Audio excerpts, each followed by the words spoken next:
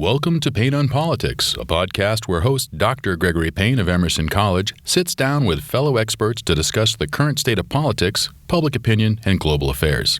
In a world growing increasingly complex, communication and critical thinking is key. This only makes the Emerson motto, expression necessary to evolution, more true. Hello, this is Gregory Payne, Communication Studies Chair at Emerson College, the first department of communication in the United States. If those of you listening are in Boston and you have the humidity at your back or dripping down your face, I'm in Rosarito. I'm at Rosarito Beach Hotel, which is the largest hotel in northern Baja. And I'm here with the new general manager who's taken over after his father has built this proud tradition, Hugo. It's great to talk to you, my friend. Hello, Gregory. Thank you for coming back, and I'm very happy to talk with you. Congratulations for all the jobs that you've done with the students and coming back every year.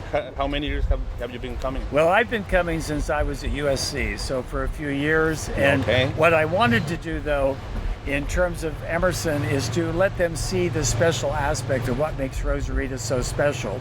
And I've known your family. Of course, I've seen you from a distance for a number of years, and now you're back in shaping this in such an incredible way that I can't say enough about. You've taken the proud past. You've got a 100-year anniversary coming up, and you've got this wharf that's thrusting toward the future, which would be the Pacific Rim. So tell me what your plans are. Well, we've been doing a lot of changes this year.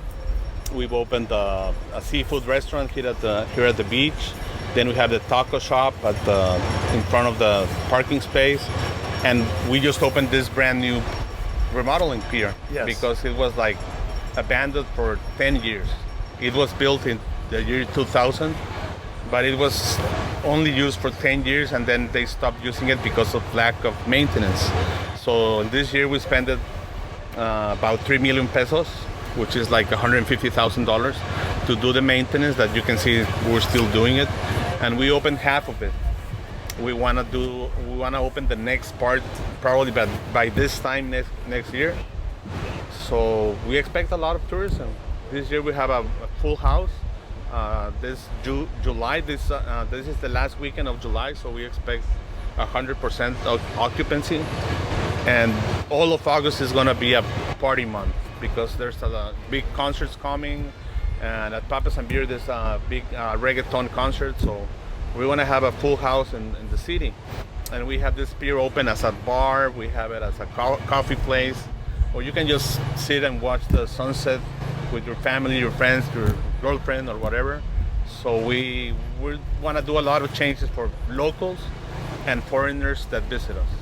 Well, you know, it's remarkable to me when I look and I see the vitality, because in 2008, when we sat down with your father, there were more people working at the hotel than at the hotel. And now it was a real effort to try to get down a crowded avenue in which we were trying to meet you and your father for this particular podcast. Your father's done a remarkable job in terms of making sure that Rosarito was an entity in and of itself, in terms of fighting for its independence. He's such a hero in terms of how he's turned the security around, and you now have inherited this and you're moving forward. As you look at the second 100 years, which we're going to all be back again, what do you see Rosarito doing? What is your dream for the Rosarito Beach Hotel? Well, we're going to start the second 200 years in 2024. Which is just around the corner. It's just one more year, 1.5 years. So we have to do a lot of planning. We wanna, in my mind, I have like make more rooms, because we have like in the summer we get full, and then Easter break, and we have a lot of holiday weekends, Mexican weekends and American weekends. This is the big thing in Baja, that we have both countries. So we celebrate twice every year. We have Independence, 4th of July, then we have Independence, 16th of September. We have Lincoln, we celebrate Lincoln, and then we celebrate Benito Juarez. So this is a special place in the world. We have cultures from everywhere. California and Baja California, it's like one whole city. Yes. So that's why we have a lot of planning. This is the biggest hotel in the state, like you mentioned. And we want to keep growing. We want to make more rooms, timeshare units, and more rooms. We have Rosarito Shores that we want to develop too, along with my sister Rosie and my brothers Gustavo, Laura, and Daniel. So we're going to do a lot of work this coming years. Well, I know that your father and your mother are very, very proud of all of you. I know for us, the Rediscover Rosarito project began, as I said, in that cafeteria. We began with the film festival because Emerson's been all about storytelling since 1880. And since that time, we've had gastro diplomacy, we've had art diplomacy, we've done sports diplomacy. Colin Hand will be doing a soccer jersey for the Hugo Torres soccer tournament coming up. A couple of years ago, we had a Russian who was doing fashion diplomacy. I think the beauty, and this is what I would like to ask you, we can bring people here that are coming from different classes. When we bring students from Barcelona and China, sometimes before they come here, there's a little bit of a caste system. People don't talk to people or whatever. When they come here, they forget all that. What is it? Is it about this magical surf? Is it the Torres family genes? Is it the air? What is it? Well, I think it's all together. And like I mentioned, it's like this part of the world is like makes everybody come together and everybody be friends. And that's what I like about Emerson College, that it's so variated, that you come with people from everywhere, and every time it's Chinese or European and from everywhere in the world. So I think it's a combination of things, and it's, I see it all the time in Baja California. We get tourists from California, but that come from other countries, other states, and people that come from Europe, Africa, Israel, everywhere. So that's what I love about this place. Well, you know what's interesting? I know that soon you're going to have this thrust of people coming from Mexicali, where one of your colleagues, Renee, across the street said that there are more Chinese restaurants in Mexicali than there are Mexicans, just because of the immigration issue. So what do you do when Rosarito is really overtaken by the Mexicali people? Your hotel is flourishing, but very crowded. Well, Rosarito, we have a space for all the people from Baja, Mexicali, Tijuana, Tecate, Ensenada. And 95% of our tourists come from California or Arizona. Yes. It's a small part comes from Mexicali. Yes. And it's true, Mexicali has more Chinese than Mexican, but it's because the Chinese settled down in Mexicali at the cotton fields more than 100 years ago, so they have a big Chinese population there. Well, I think I mentioned that only because when I come here just across the border from San Diego, it's like you've gone into a completely different culture. I know that Carrie Thompson, who's just joined us, an Emerson colleague who's been here a couple of times, is here. She's going to be with us when we go back to Valle de Guadalupe. And you've got incredible vineyards. Yes. Carrie, you've been here several times. Your mother was here. I think she fell in love with the Encantos waiter the last time. Yes. What is it that brings you to Hugo and Antonio's special little place? I think the warmth of the people and the culture. It is just such a welcoming environment here. The food is amazing. The people are so friendly. You know, the wine country is rivals anywhere in the world, I think. And it's just fantastic. And I really did fall in love with it. I think that it's magical here. And I love what's been done with the beach hotel and all the history surrounding that. Thank you very much. Well, you're gonna see a lot of nice places and new places in the valley because it's grown so much that it's unbelievable. You're gonna find many new places. Exciting. You know, as I said, I mentioned Sharifa Simon Roberts and her mother. They were planning to have a day that was going to be in San Diego. But if I bring Sharifa over here, she's over at a table, and Pat. Sharifa, you are a new professor at Emerson College. We're here on this beautiful pier with the man who's making it all possible, Patricia, a mother who's here from Trinidad. Patricia, hi. You all had planned to stay in San Diego an extra day, but what did you tell me, Sharifa, today about San Diego? They're not getting us for that night, so they're spending the extra night here. Oh, I'm very glad that you like it.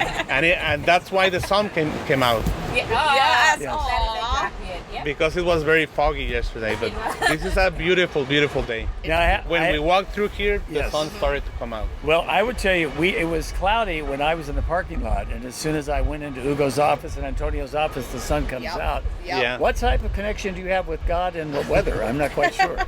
We're friends with them. That's good. And I'm very glad that you're here, but I want to see you at sunset. So like Out 7:30. here, yes. It's beautiful. It gets full of people with their wine glass and their coffee and sitting here just watching the sunset. So today's the sun that came out, so we have to be here at night. Well, the one thing I wanted to say, Pat, you've come down here working. You've been working during the day, but you've pulled yourself away occasionally, right? So what would you say about Rosarito? I don't have words to describe it. And that's a rare for me. It's an experience. It's Yes. a whole experience. So the tranquility? The people, the tranquility, the color, the vibrancy, it's a lot. We're very glad that you like it and that you tell all your friends that you came and you like the place. I have started Thank you. this morning. I called a friend. And I Thank you, told her. Patricia. So I did. Thank you. you better build more rooms. One person sort of behind the podcast that said if we're going to do this trip, I have to be there, is a young man who came to us by Lake Erie College. He's an American champion wrestler. He's now our admin, but does so much more. Shepard Vargo, you don't usually communicate too much on these, but you're the ones who make it happen. Why is Rosarito so special to you? You were here as a student, and now you're back. No, that's exactly it. I came here in 2014, and it was kind of like my origin story of leaving the country. And those who have followed me are just friends of mine. They've seen how I've become so addicted to traveling and curious about meeting people from all over the world. And I think it was the great experience I had here and seeing how everybody was so warm and open and willing to just build a friendship and just share the common values of humanity together. That was really just pushed me out to the world of wanting to see more of that everywhere. So every time I come back here, there's so much beauty in general, which is why it's so addicting to come back here, but it's also just like a home for me in that sense, because it's like an original part of my past. So I just absolutely love it. It's such a blessing to be here every time. The one thing I wanted to add is, just as Shepard, once he was here, he had been in Ohio, traveled some, went on to Blanquerna, which is the first school of communication recognized by the European Union, has brought many students here, as you know. Ada Renato came here, and because of the cuisine of Chaubert and others, talking to your father, she now is a gastro diplomacy specialist in Dubai. She's moving to Saudi Arabia with Peninsula and some of the others. So this is a place that you have really continued to teach, and basically through immersion have given career paths to our people. I know that you've got to go because you've got many projects. I'm going to do what I usually do in a class, even though it's not a class. Carrie Thompson, what's your hashtag for Rosarito? Hashtag Rosarito is magical. And Professor Simon Roberts, who's ditched San Diego, your hashtag? Rosarito forever. Rosarito forever. Pat, trying to work in these locales. Hashtag Rosarito, come. And Shepard, who said don't want to leave, your hashtag? Yes, my addiction to Tina Turner is going to come out here, so hashtag simply the best. Yes. And Hugo, what do you think by being surrounded by this global group of supporters? Oh, I'm so glad, and I would have to say hashtag I love Rosarito Beach Hotel, but I'm very, very happy that you feel that this is your home, because it really is, and I want to see you every year, and every time that you come, stay more days, so you can feel the real love of all the people here. What I would say, my hashtag is, it has been hashtag home for many years for me.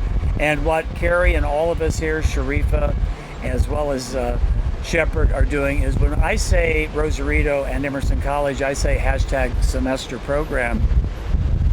Over and out with the beach in the background here in Rosarito Beach. Thanks again. Thank you. Antonio Hugo Torres. Gracias.